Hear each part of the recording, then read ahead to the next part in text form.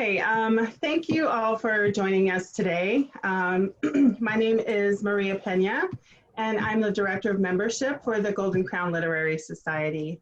I want to welcome you to the 2020 GCLS virtual conference and the Mapping Your Novel Masterclass by award-winning author Isabella. For those of you new to GCLS, for those of you that are new to the Golden Crown Literary Society, the GCLS recognizes and rewards quality literary works about women who love women and provides learning opportunities, encouragement, and assistance to new and established writers. We have a highly respected writing academy, an annual gathering of hundreds of readers, writers, publishers, and editors, and a monthly GCLS members-only online book club. We invite you to learn more about the GCLS and perhaps become a member by visiting our website at goldencrown.org. The GCLS would like to thank everyone who continues to support us through donations. If you'd like to make a donation, please visit the website and click on Donate. Here are a couple of housekeeping items before we get started. Isabella will let you know when she'll be able to take questions from the audience, probably more towards the end, but we'll come to that as they come. Please be sure though to use the Zoom Q&A box down below or above, wherever your Zoom Q&A box is, to submit a question, since that's the section that will be monitored. Isabella will try to get to as many questions as she can. If you run into technical problems, however, please log off and log back in. This usually will resolve most issues. Okay, that does it for the announcements. So I hope that you enjoy the presentation, and I'd like to turn this over now to Isabella. Thanks, Maria. I appreciate it. Hi, everybody. My name's Isabella. In case you didn't know, I am not only an author, but I am also the publisher of Sapphire Books. So it's an honor for me to be here and to be presenting a masterclass. I'm super thrilled, and I hope you learn a lot. I talked to Maria. There is a handout that comes with this lesson. Unfortunately, there's no way for me to share that with you. So if you can send an email to me, I'm happy to send you the handout for this PowerPoint presentation. I'm also going to be demonstrating two programs that will help you mind map your novel. So without further ado, and if you have any questions, let me know. I've written 14 novels to date, quite a few short stories. We've done some anthologies. So I think we have a pretty good well-rounding of topics and covering, and I think that mind mapping applies to pretty much anything. So without further ado, I am going to go ahead and start the PowerPoint lecture. If you have any questions that you want me to answer, feel free to ask away. I think we're going to be actually sharing the screen in the chat box down there. So anyway, so let's go ahead and get started. So what's mind mapping? A lot of people wonder what mind mapping is, and think of mind mapping as brainstorming your novel. You're sitting down, you're getting ready to write your next book, and you have an idea, or you've got this short outline or something there that's going to guide you. Mind mapping will do that for you. It will actually walk you through the process, because mind mapping is both visual and verbal. So the ideas that we can take out of our head, we can do it visually and use pictures, colors, keywords, images, all of those things. And we're kind of doing it in a way that I hope is fun. You should have fun with this. It shouldn't be a chore. So as we move on, so think, pretty much I just said this, think of mind mapping as being visual. It's more like brainstorming. You can look at larger bits and then drill down into the smaller pieces. So when you look at your novel from the high up level, you're getting the overall view.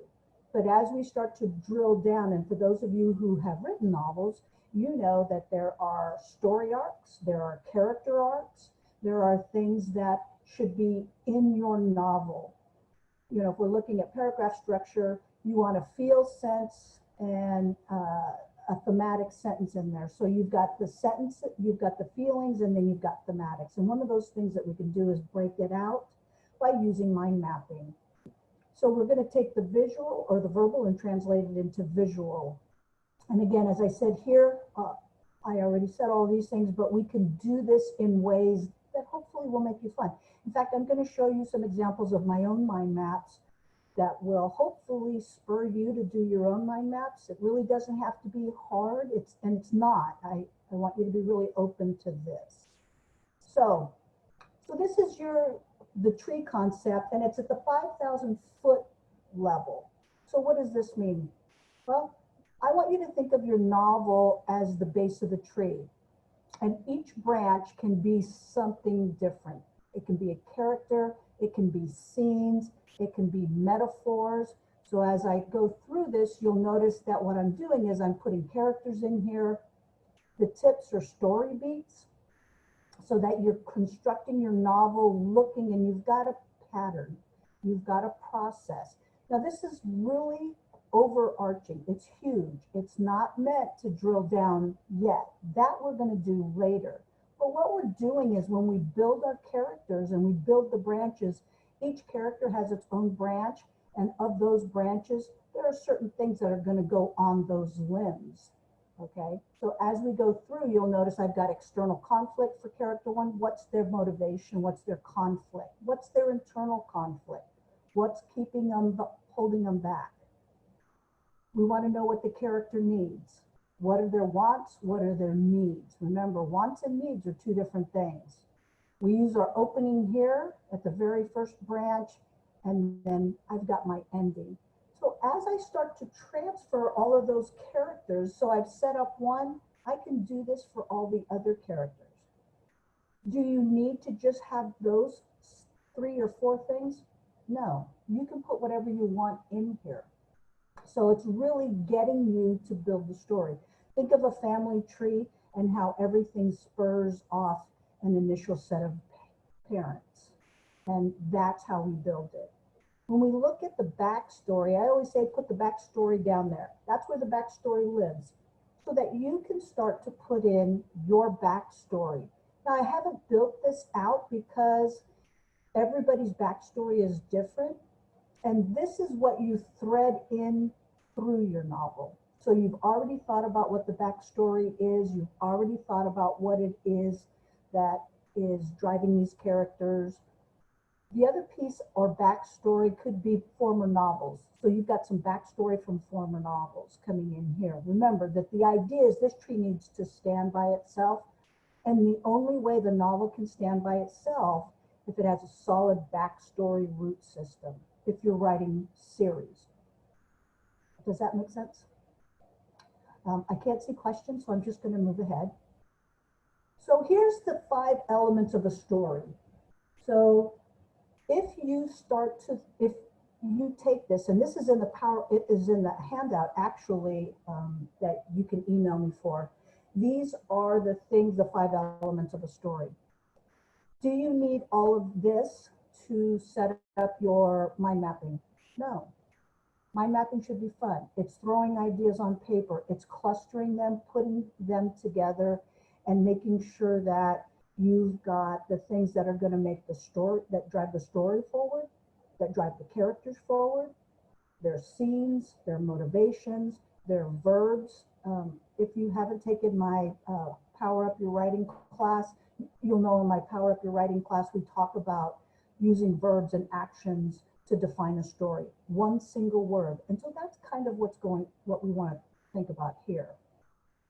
So we've got all the stages, we've got all the buy-in, external, internal, everything that drives that story forward. And I put this in here as a reference. So if you need, in the handout, you'll see this, you can refer back to this for some ideas. So here's Blood Honor. This is the book that just released over here in the corner. And what I did was I set up some story beats, characters, and key scenes. And the way I did this, if you'll notice, I've used some colors. I also gave it an idea. I wanted a metaphor for this book. In Razor's Edge, the metaphor was revenge. And revenge was the adjective that drove the book.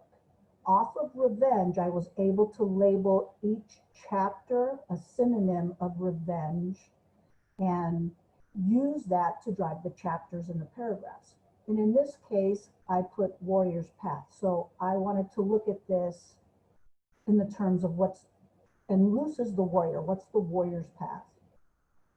I knew I had some key beats I wanted to talk about. So what I did is I threw a key beat over here and I brainstormed. So what are my key beats? What are the things that are going to drive the story forward? And you'll see day one right here, I have a shooting. The book starts right off with a shooting.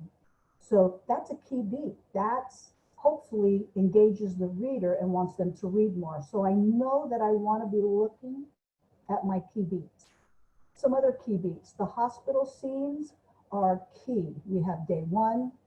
I have a huge scene at the last chapter, and then we have a confession. Now, I'm not going to tell you whether it's a deathbed confession or what, but I know that I have this confession. So far I have 1, 2, 3, I have 4 key beats already established. I have May is introduced in the former book, and now she plays a huge role in this book. And May has a confession, and it's a key moment. It's pivotal in what happens in the book and how that affects everybody's life in the book. So I knew that needed to be big. And then I have Colby's realization, which is another big scene. And off of that big scene are 2 other beats that come off with these 2 characters. So this is a way that you can kind of structure and brainstorm the path you want your book to take. Over here, I've listed the characters that are going to be prominent in the book. We have Colby, who's a DOJ agent. May the sister, we have Luce, Brooke, Carolina. I use these cloud formations so that I know that they're bad guys. In some things, you're going to want to have maybe a legend, or you're going to want to use different looks for different things. And you'll notice down in scene locations how we did that. And Frank's a bad guy too. I have a dashed line here, which shows a relationship between May and Luce and Brooke. So I show these 2 dashes and I show these relationships that way. You'll see Carolina and Chapel also have a dashed line, which tells us or reminds me that they have a relationship at some point in this book. I've left this open, so if I want to add some other stuff down the road, I can. So this is kind of an overall, overarching look at Blood Honor. I have my scenes. I need to know where the book's happening. So I put together scene locations, and then the 2 that are pivotal, I want to make sure that I remember that these are pivotal. And so I break it out. I have a vacant house and a hospital. And I tell myself that these are the 2 pivotal scenes, or these are the 2 places where pivotal things happen. I have the Potter home, the warehouse, and the prison. Is this every scene in the book? Maybe not. But what it does do is get my creative juices flowing so that I know I've got these things coming up, that I know I'm laying the book out. Again, I'm structuring the book. I'm telling myself, who are the characters? What are my beats? What are my scene locations? So that's the overall view. Now I get down to the themes. So here's my theme.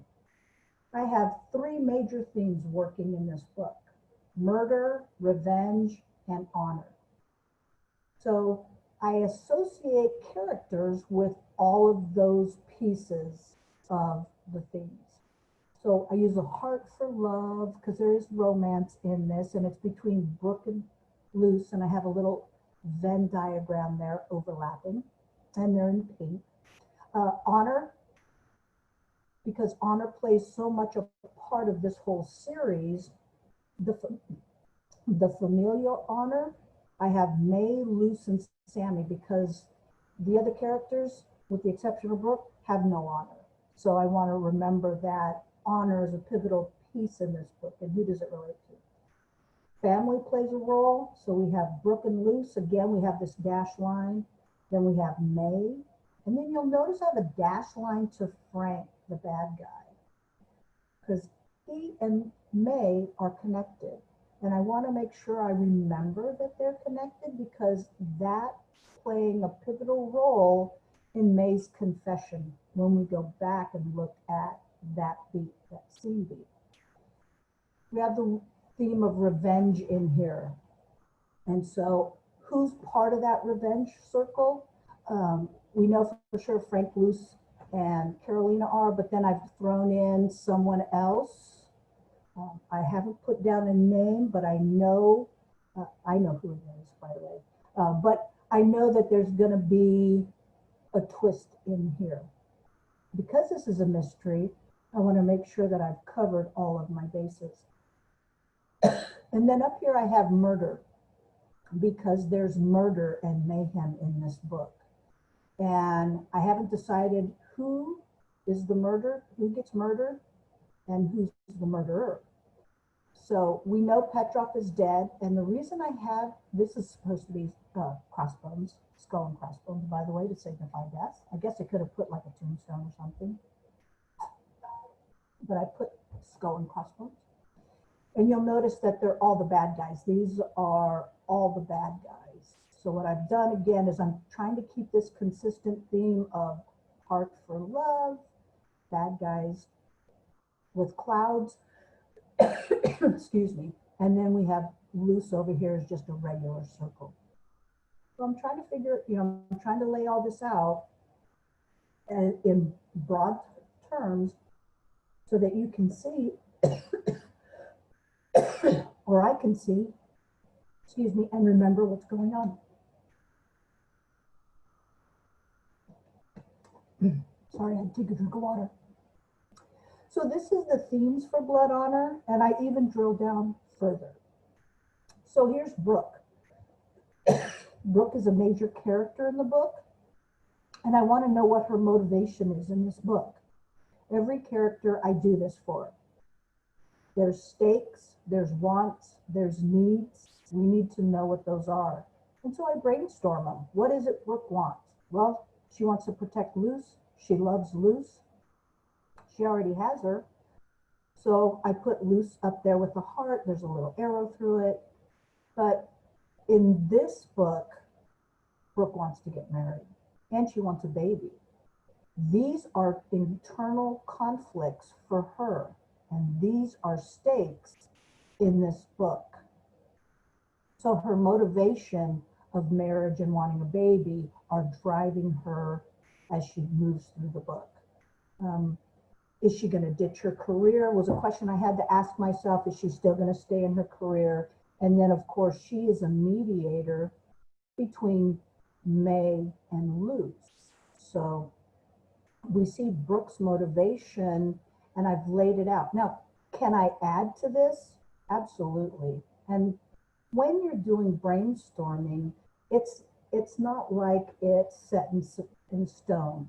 The good thing about brainstorming is that we can, chuck a sheet and start all over again.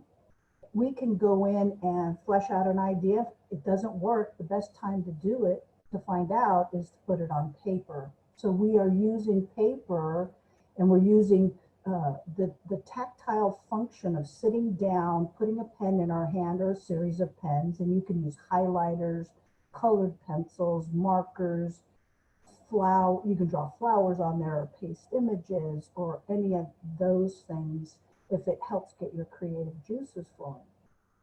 But we're looking and taking a deep dive into what it is that we want to do. And mind mapping, remember, allows us to do that.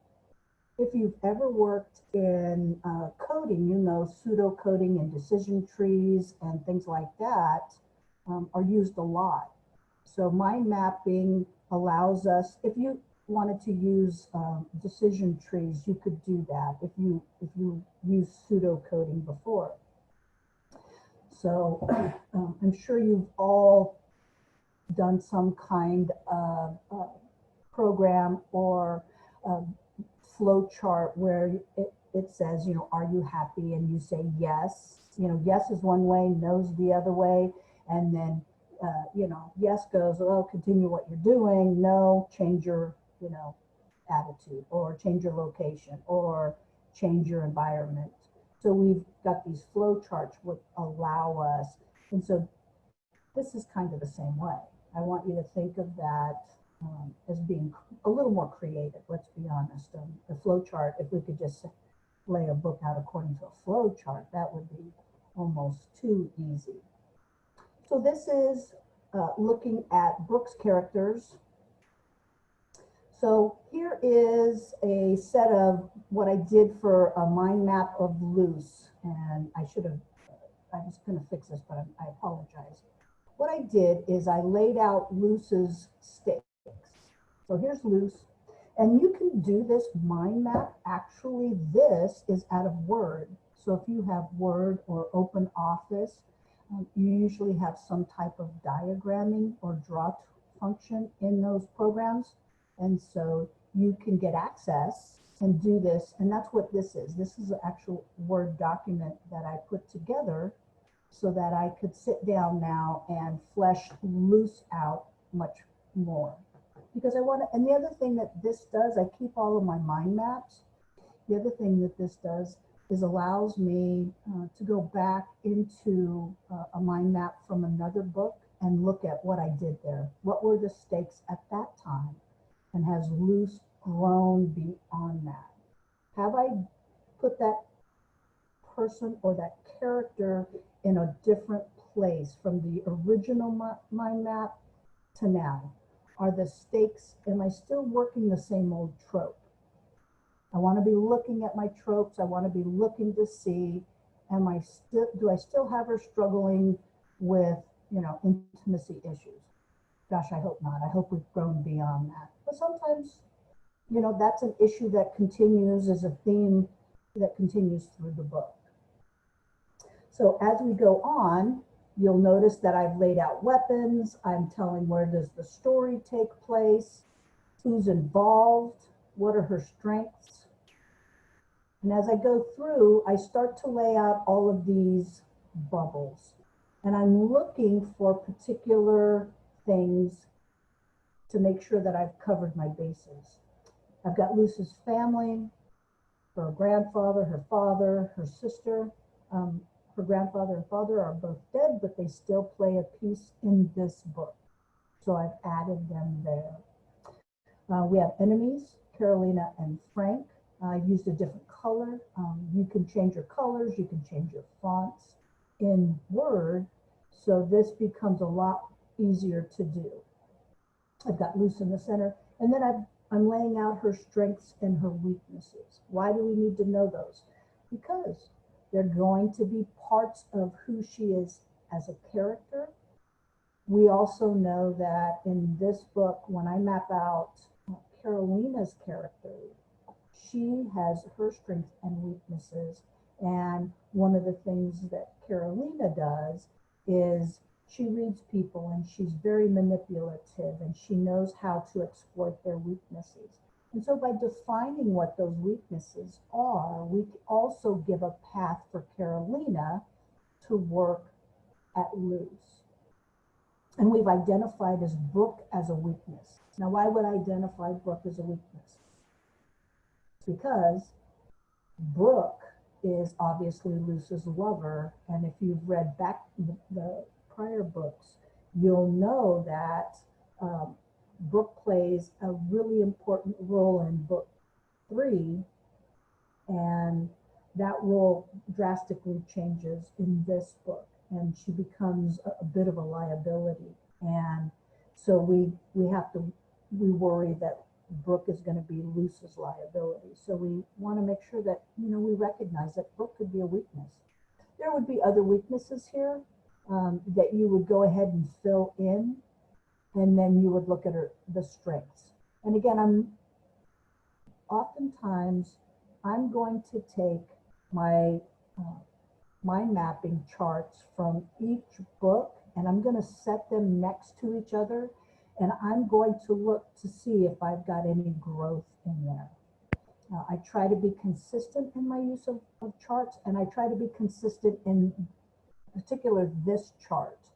I want to make sure that I've got Luce using a stiletto and a pistol. All of a sudden, if a bomb comes up, somebody's going to go, well, where the heck did that come up? She's not a drug user. In fact, she despises drugs. But all of a sudden, if I have her using drugs in here, there better be a really good reason why she's turned to drugs. And so I look at my mind mapping charts to be able to go through and be consistent. I do the same thing with Brooke and Colby and all of those so that I'm consistent. And that's another nice thing. It's visual. I can see it. I print them out. I put them in a folder. I don't know about you guys, but I like to keep everything together so that I'm consistent between books, if that makes sense. So let's look at some other different opportunities. So this so we talked about words, we talked about using images, we've talked about using tactile, writing it down, and this is digital. So the last one was digital and this one is digital as well. And this is from a program called FreeMind. We're going to be looking after the break. I'm going to show you how to use this free program called FreeMind and another one, and we're going to lay out a book. And it's really quick. It gives us some great tools to use. And as you can see, in this particular case, I've got chapter 1. This is my location up here, and here's my word for that chapter. So that's the word that's going to drive that chapter. Then I like to lay out my point of views and who's in the scene, who's going to be in this chapter, so that if suddenly somebody disappears out of a scene that was supposed to be in there, hopefully I'll remember and know that. And then we've got all of our chapters laid out. Oops, I've got my car, prison scenes. These are all going to come into play in other chapters. So what I try to do is be very consistent when I lay all of this out. So here's the base, the book is Blood Honor. I've got chapter 2. It takes place in the warehouse. And here is the motivating word. This is the verb or the action that is driving this scene. And by having this here, I can also now use that as my guiding principles for my paragraph. So I can go to my synonym book and start writing down all of the words for greed, or all of the words for forgiveness, and all of the words for rage and revenge. And so by doing that, now I've got some words to start writing those paragraphs and those scenes. And so what we see is the ability now to lay this out. So we went from kind of more visual to this is the verbal. So this is all the verbal. In fact, we can lay this out even further. So I want you to kind of remember, we're trying to be open, free thinking, give us a good idea on how we can move the story forward and who's in it, what's happening. So I hope that helps. If you have questions, I wish I could see them, but I can't. So I'm just going to go ahead and move on. So on the next slide, this is a program called FreePlane. And I'm going to demonstrate this one as well. These are both free programs that you can download to your computer and use for free. They do have a bit of a learning curve on them. But what's nice about all of these programs, both of these programs, is you can put in hyperlinks.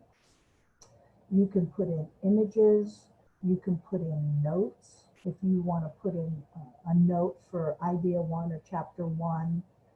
And then what's even better is you can export this as an HTML document, a Word document, a image, a JPEG, a PNG, so that you can write all over them as well. So it's another skill or tool for your toolbox when you want to think about how to map your book. And I hope that you will take advantage of these. These are free programs, so you don't have to pay for anything. As I teach my students in college, for those who don't know, I'm a community college instructor as well. I love the idea of free for students. I love the idea that we can share free software and no cost textbooks and things like that. So if you don't have a word processor that like Word where it has the diagramming, you can get it in OpenOffice. So if you don't have the Microsoft Suite, go to openoffice.org and you can get that there. So I hope I'm not telling you anything you didn't already know, hopefully. So let's look at the next.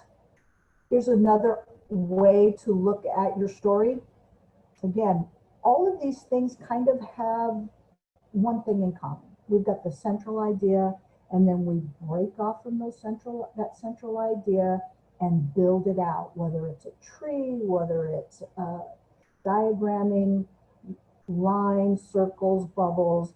It's all here to hopefully help you move your novel forward.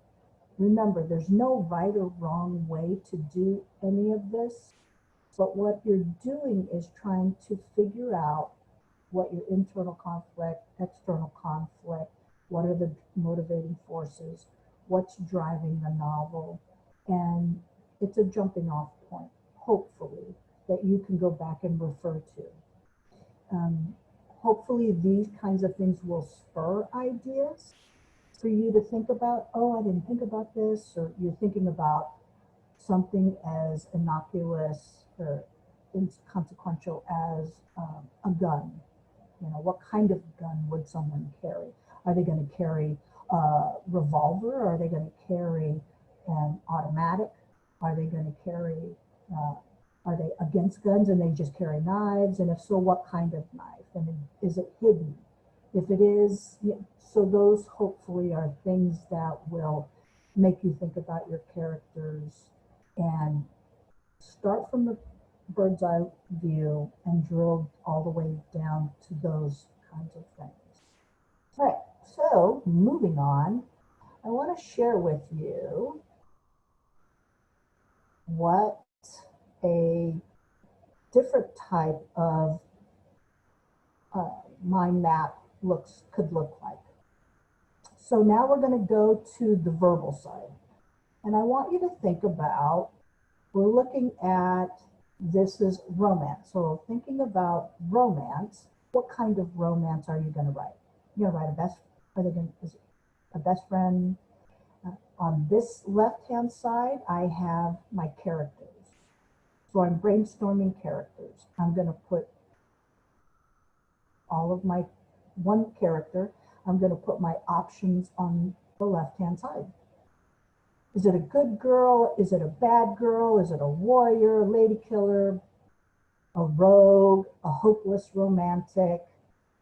This is one side. Now what we do is look at the other side, and now I have I have the other character. So are they going to be direct opposites of one character? Are they going to be the same? What are we looking at? What kind of characters are we looking at? Damsel in distress, free spirit, seductress, leader. Because we don't, in some of the best romances, age difference romances, or ice queen, or playboy, innocent, those kinds of things are, rarely do we have two pillow princesses in bed. Not to say that if you write that, that may not be interesting, but we've got to have some conflict. We've got to have two different types of personalities, hopefully, in a romance. You may disagree with me, or you might agree. But for me, there has to be something there that draws them together. Not only are they different, but there will be similarities. So we've got a mother. So when I lay out my romance, on one side I have one set of characters, and on the other side I have another set of characters. Again, I'm brainstorming. I'm trying to put, I don't want to use that old cliche of student teacher, cop, ticket giver, or victim, ambulance driver. There are, we don't want to walk into a Stockholm syndrome kind of, kidnapper, kidnappee kind of situation. Although I've seen those, everybody's different. They're not my preference, but what I do is lay out this romance. So I've got my characters on each side. The next thing I look at is, what kind of romance is it? Is it going to be cheating? Is it going to be sweet sex? Is there going to be a no strings romance? What do we call that? A booty call. Is it going to be no sex? Some people don't want sex, or you don't like to write sex, or there's an expectation. If there's sex in the first chapter, that there's expectation for sex the rest of the book. Is it going to be monogamous? So we've got cheating, monogamous, sweet sex, no strings, booty call. So you get to decide, and we put all these out there to brainstorm the romance. And then finally, the next piece down here would be scenes, themes. What is it that you're looking for? So you can fill that in. I didn't fill this in because I didn't want to get too much into the weeds when it comes to romance, but you can see where using these kinds of mind mapping, we could talk about maybe down here. Now we decide, is it historical? Is it fantasy? Is it sci-fi? Is it modern day? Is it futuristic? Fantasy, maybe I said that. So you, down here, you would decide maybe what the genre would be. You would use this as another way to look at genres. So this is one way to look at a romance, or one way to lay a romance out. So next, I like to throw some different stuff in there. So if you were going to do a Regency romance, what's involved in a Regency romance? I see very few lesbian romances as Regencies. I would love to see one. But Regencies come from a historical time period. So one of the things that you need to do is research, when is the Regency time period? What happens in the Regency time period? Who's in the Regency time period? And are they going to play a role in your book? Either in the background, or are you going to use these people, items, scenes, and things in your Regency? Remember, it's also going to be historical, so you've got to get it right, because somebody out there is going to call you out on it. So in this case, I said, who are the novelists during the Regency period? And if we were in a classroom, I would say, okay, who's a novelist during the Regency period? And somebody would say, well, when is the Regency period? And I said, well, the time of Jane Austen. Who, during that time, was a novelist? And so some of you would probably know, I know Beth is in here, she probably already knows who all the Regency, the novelists of that time were. So as we go through, I would write these people down, because you might want to use them as part of your novel. You might want to use them as backdrops. You might want to use them as props. So these are some novelists of that time. Some other things I need to know. So who are some poets during that time? They might be playing a role in your novel. And it gives your novel context as well. So we're looking at Shelley, Byron, Keats, Wordsworth, Clare, Southey, and Hunt. So these are poets. Why do you need to know those things? Because depending on your novel, reading and novels and poetry were huge during the Regency period. If you fail to mention some of these people during a Regency novel, fans might say, well, wow, what's going on here? There's no Shelley or Keats or Byron in here, and they were prolific at that time. Another thing we'd want to know is, what did they wear? And why do I care about this? Because ladies and gentlemen, when we get into a love scene, one of the things about Regency periods were the garments. You're not going to just have a quickie one night stand or a quickie, romp in the hay in a Regency romance, because there were coats and corsets, and even the type of corset has a period. When did they use bone corsets? When did metal come into play? Did it lace in the front? Did it lace in the back? All of these things are important to be accurate in your novel. So you need to think about it. You need to research it, and you need to put it down. It's important to know. Then the next thing we need to know is, could be a Regency, but what kind of Regency is it? Is it what's your genre? Is it a romance? Is it steampunk? Is it horror? We have Mary Shelley over here who wrote, if anybody knows, tell me in the comments.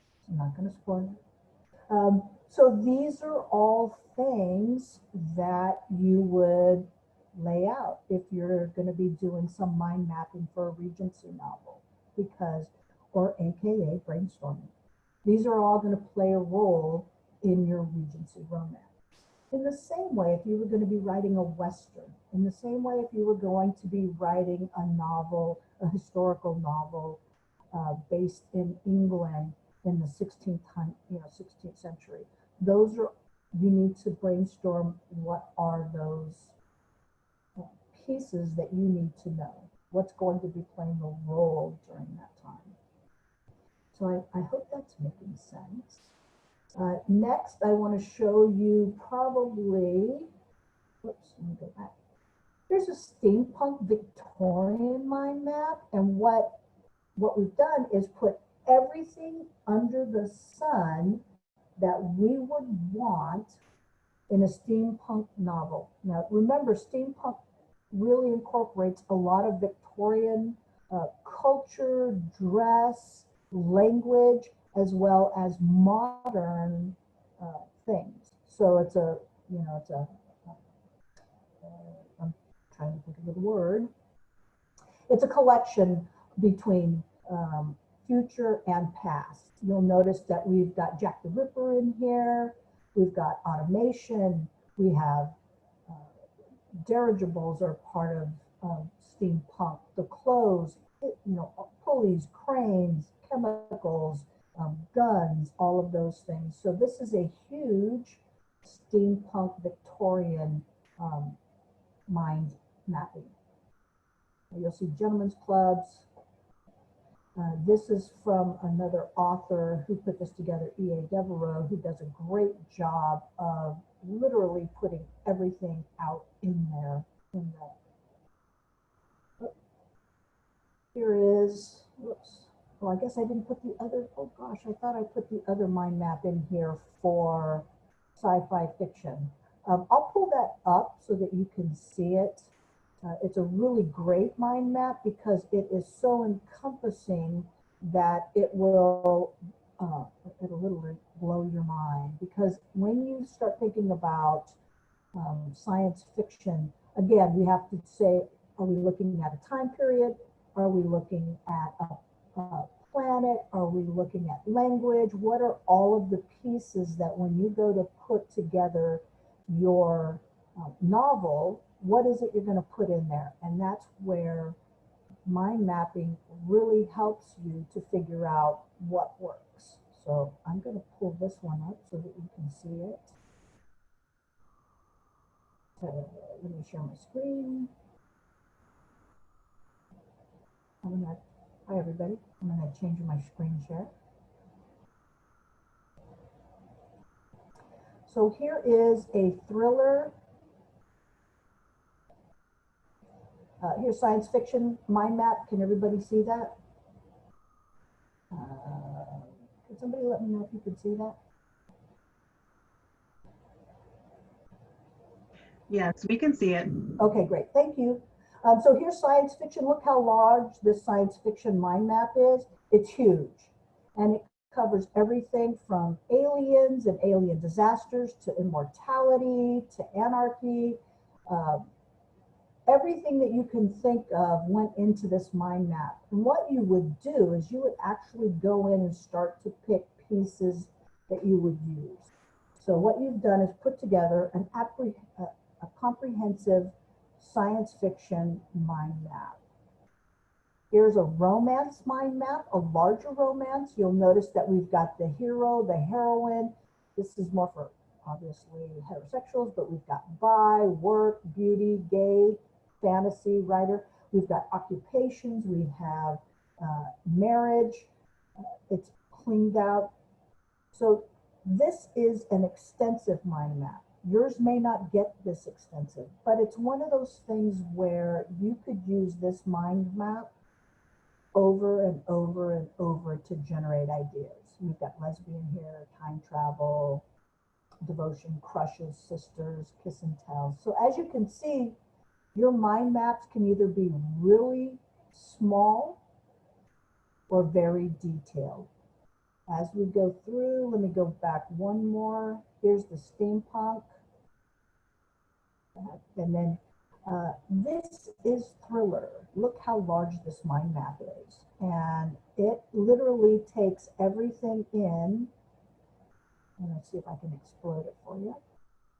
So what this does is it takes everything in.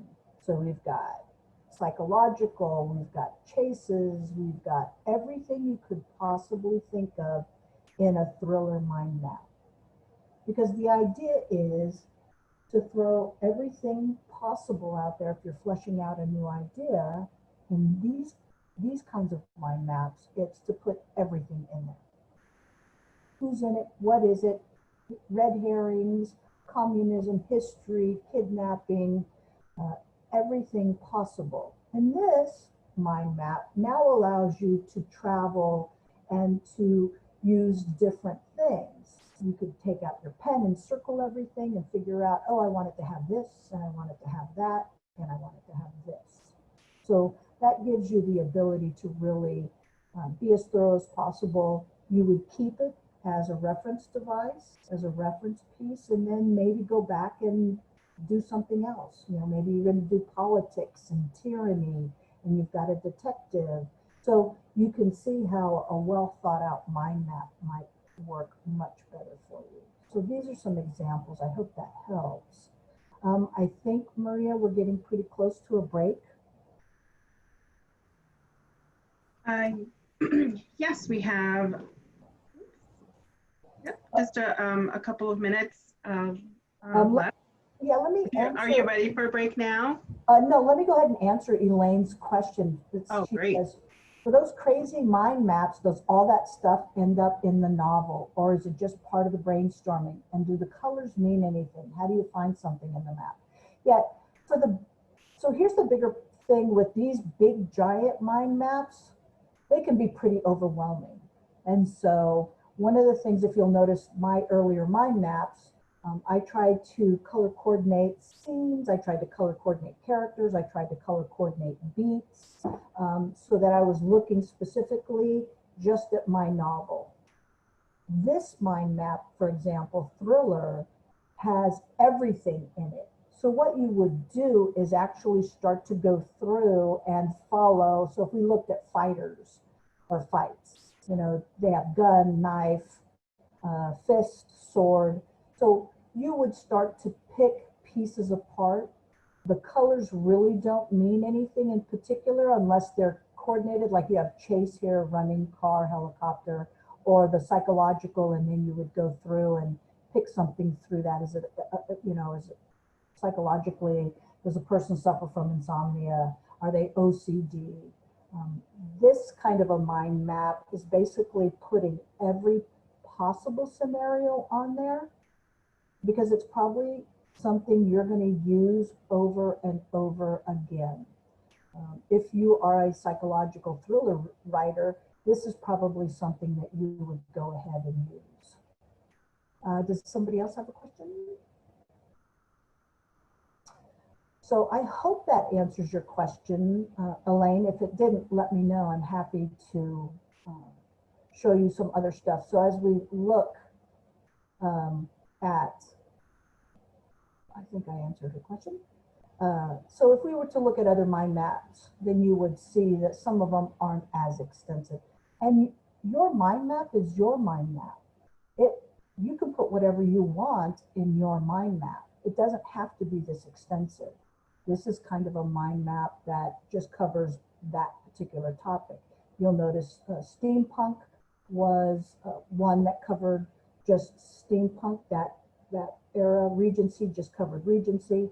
But if you went into the romance, then we had another large mind map, because it covers pretty much everything in a romance. So I hope that helps. Do you have blank mind map templates in the handout? I do. I actually do have blank mind map templates in the handout. So if you want the template, if you want the template, please feel free. At the end of this, I'll show you can email me, and I'm happy to send that to you. Answered. Where can we find your email address? I will get to the end of the presentation, and it's right there. So, anybody else have any other questions about these particular templates that I just showed you? Because I know they can be pretty daunting, but they're really great handouts to have handy if you know you want to write a mystery, or you know you want to write a romance, but you can't quite figure out what, and you're sitting down, you're trying to mind map, and nothing's really coming to you, and you look at the romance template, and all of a sudden, you know, you can start picking and choosing what your characters are, what the situations are, what their, you know, what their needs, what their wants, what their internal conflicts are, what their external conflicts are. That's what these mind maps, these giant mind maps, can do for you. So I hope that helps. Did I get everybody's question? Yay, yay, yes, thank you. Does anybody else have anything? Otherwise, let's go ahead and take a break. Beth, this is not a license to start the drawing prompts again. Maybe you got this someplace else. So let's go ahead and take a break. We'll give you a chance to get a drink of water, go to the bathroom, and then we'll come back straight up at 5 o'clock. How does that sound, Maria? That sounds great. Great. Okay, we'll see everybody in a bit.